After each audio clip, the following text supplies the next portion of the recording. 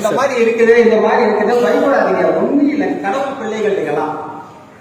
சில பேர் நினைப்பாங்க கிட்ட போனா தொத்திக்கும், கிட்ட போனா ஒட்டிக்கும். ஏங்க ஒரு மனுஷன் இங்க வர சொல்ல ரிட்டர்ன் டிக்கெட் உண்டு அவனுக்கு. உங்களை தொட்டுதான் எனக்கு ரிட்டர்ன் டிக்கெட் கிடையாது. எனக்கு போனா ரிட்டர்ன் டிக்கெட் ரெடியா தான் இருக்குதா. இது சில பேர் புரியல. அவங்க தொட்டா ஒட்டிக்கோ வியாதி, அந்த வியாதியே கிடையாது. அதனால நீங்க எதை நீங்க கவலைப்படாதீங்க. உங்களுக்கு ஏதாவது தேவை, சிறு தொழில் பண்ண போற மட்டும் சொல்லுங்க, நான் சப்போர்ட் பண்றேன்.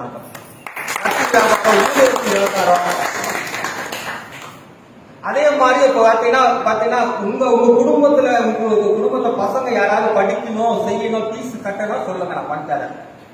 இந்த மாதிரி குடும்பத்தை நான் சொல்றேன், கவலைப்படாதீங்க.